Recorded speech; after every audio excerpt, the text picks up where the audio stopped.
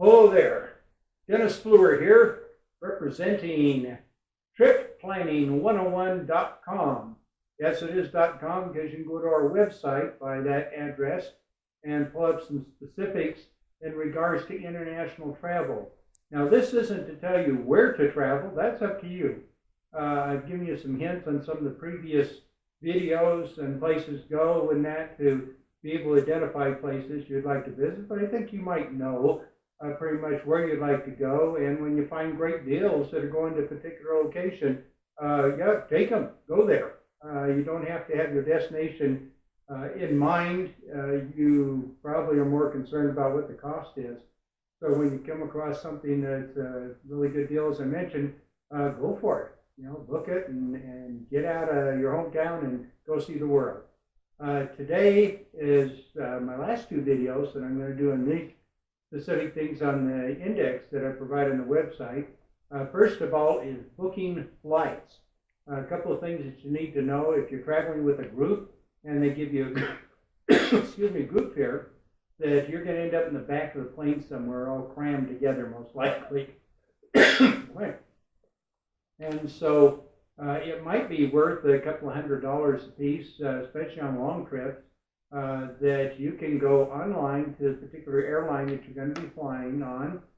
We travel Delta quite a bit because we have a hub out of Salt Lake City, Utah. And so you can get some of your better scheduled flights because of that. You aren't stuck to one or two where it has 5 stops to go across the United States before you ever get to where you're going. So selecting flights is really important.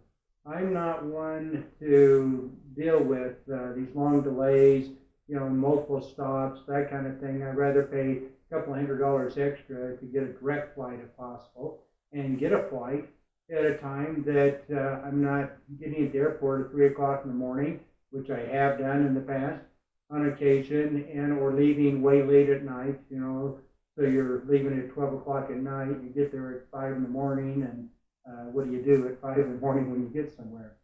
So I'd rather travel during a time that's convenient for me, so I'm not exhausted when I'm traveling, and when I get there, I can go right to the hotel or go someplace to where it makes sense. I'm not wasting a lot of time that way. So my airline cost is balanced in regards to what time I leave, what time I'm going to arrive, where I'm going. So hopefully you might do the same thing. Other than that, the things that you need to be aware of when you are selecting seats on a plane. The dreaded seats, of course, are the middle seats. Now, most planes that you probably have traveled on for domestic flights, you'll have 3 seats on each side of the fuselage of the plane, the aisle down the middle. On international flights, you'll normally have 3 seats on each side and then 3 to 4 seats in the middle, depending on the type of plane. And the trick here is to find seats that hopefully something's going to be empty between you and who you're traveling with. If you're traveling with anybody. If you're traveling by yourself, then I'd really suggest an aisle seat somewhere so that you can get in and out really easy, because that's where you want to be. You really don't want to be crammed in against the bulkhead or in a middle seat by any means. So what I have found on a number of the international travel flights we've gone on is that if you can go online, say a week before, check to see what the situation is with your assigned seating. If you're situated where they have you in the aisle seat and in the middle seat, that's going to be a very good situation for both of you, especially if you're in the middle seat. If no one purchases that inside seat, then that's not bad. Then you have the extra seat in the middle, you can spread out, and it works out really good. We had one recently that we went to Johannesburg, South Africa. It's like a 20-hour flight. And so we wanted to make sure that we were able to have hopefully some space between our seats to be able to put stuff, to spread out a little bit, to be more relaxing. And so I picked a location towards middle to the back of the plane that was available, and got two seats on the right-hand side of the plane. And so we picked the window seat and the aisle seat, which left that middle seat unoccupied. Well, a day or so prior to leaving, they had booked somebody into that middle seat, which was going to be, real pain in the neck for us. And so I got back online, went to look to see what was available. Now, this was like 24 hours before leaving. And what you do is you go on and you pick the particular kind of plane that you're going to be going on. It'll be on the website. I know Delta does this. Go on the website. It will bring you up something that looks like this. It's usually a couple of pages because they'll have first class, business class, and then they'll have different levels of economy, which means that you have a little different leg room normally from one to the back, the worst seats in the plane, but the cheapest ones normally. And so the secret is, in our situation, I went back in there and I looked, and sure enough, there were a number of these seats in the middle, these three seats across, that were totally empty at that particular time, just like 24 hours before the flight. And so I selected seats on the two aisles in the middle. And as I picked those seats, left that middle one empty. And I figured, well, that'd be the best of all scenarios. So even if that did get booked, at least we would have easy access to get in and out, go to the restroom, get up, stand, walk around, things like that without disturbing anybody. And so that's what I ended up picking. And we had the opportunity of being able to travel with that center seat empty and gave us a whole lot of extra room there. So that was a super thing to do. So that's what you want to do when you're booking something, is that you want to make sure that you try to plan your best scenario of picking the seats away from the middle, and then if you have to at the last minute, then change your seat assignments to vacant ones so that you might get that vacant seat in between you and be able to travel. It makes me real envious because I've seen people on the plane that it's a single person traveling and they end up with all three seats, which means they could actually lay down and sleep during the flight. So perfect situation, but it doesn't happen very often. Again, on first class and business, if you can afford to do those, my goodness, that's the way I'd like to go. But those seats, round trip, and I just checked a few minutes ago on Delta's site to see what the difference is, and the prices run somewhere between $2,500 up to about $5,000 round trip for that particular seat assignment. Now I don't know if you've seen those on international flights, but if you go business, it's really cool. You get your own little cubicle, and the seats kind of recline almost all the way, so it's like having a bed almost. You have your own little area in there. You get your own little room, and so it's amazing. And I'd love to be able to afford to travel like that, but unfortunately, that seat assignment costs as much as the whole rest of the trip, and so I'm too tight to do that. But I'd love to take the opportunity to do that sometime. Same thing with first class. From what I looked at, the first class charges were actually a little bit higher than the business class charges. So you can go online and on their site and or Google it, and you get some information in regards to what the prices are. Now, depending on when you're leaving, where you're going, things like that, there are companies that do market those empty seats. Now, I don't know for certain how they do that, because I was told not long ago that the airlines prefer not to discount those seats, even if they have to leave it empty, because they can use it as a tax deduction.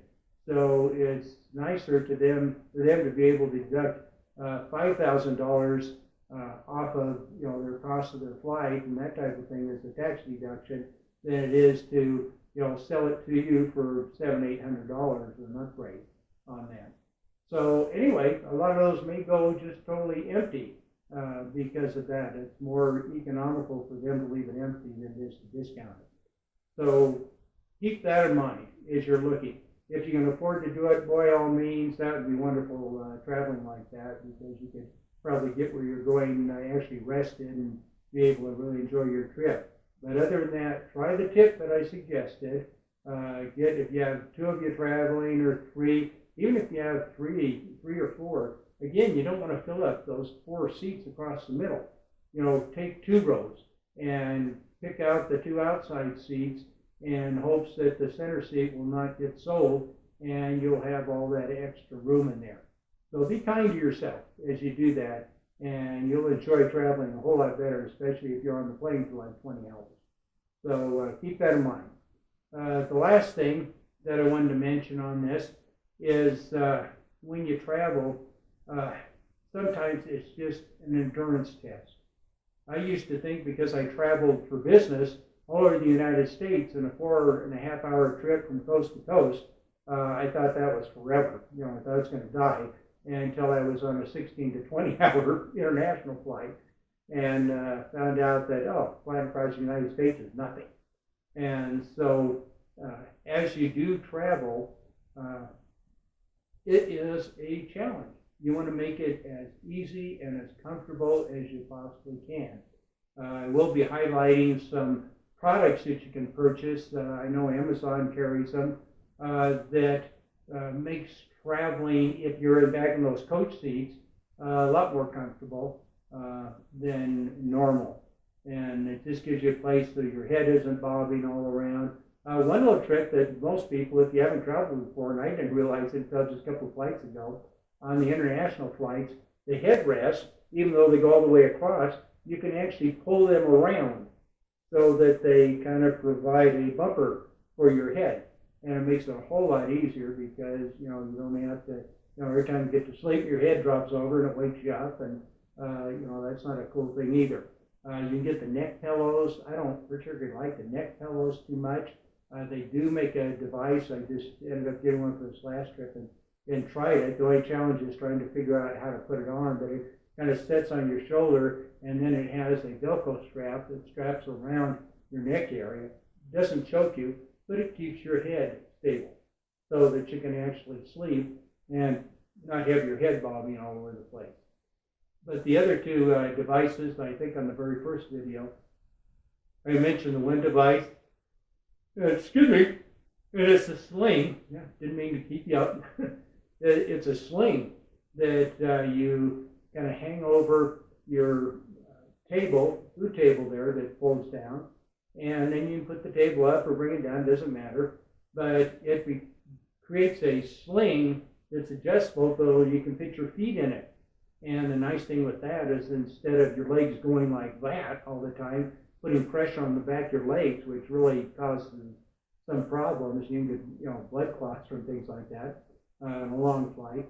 So what it does is that it allows the pressure to be lifted up off of that, and then your feet in the sling, your feet can swing back and forth and almost get you in a reclining position once you put your chair back a little. So really neat product.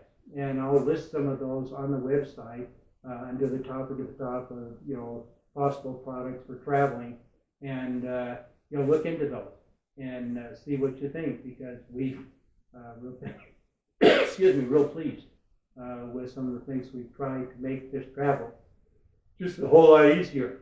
Boy, I don't know what's wrong with me today. Appreciate your patience. But other than that, that's all I can kind of share with you at this time for travel. It can be an endurance test, but you can live through it. They have videos, in your seat backs now in these planes. They have, everybody has their own little screen.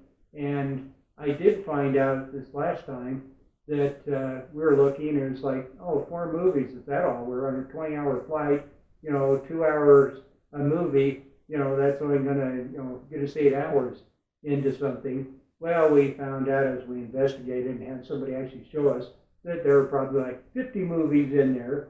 We just didn't know how to get to them. So, yes, there are more than maybe 4 choices. There are dozens and dozens of movies and entertainment on those. You just have to kind of pay attention to the menu and then kind of, move forward to the menu area where it has, additional choices. So, just my tips. Make sure you have a lot of water with you. The bottled water, hopefully, it just gives you a whole lot more water than the little tiny cups they want to give you with a little ice in it. so that you have something to drink. But other than that, yeah, it's doable. And if I can put up with it, anybody can. I normally will get up because I'm sitting on an aisle area, and if nothing else, just stand there on my chair for a while and stretch my legs. Walk up and down the aisle while everybody else is sleeping, and then go back and try to get some rest like I do each day. Boy, I don't know what caught up with me, but yeah, tired. Anywho, I hope you've enjoyed these videos. There's one last bonus video we're going to do after this one, and this has to do with home security.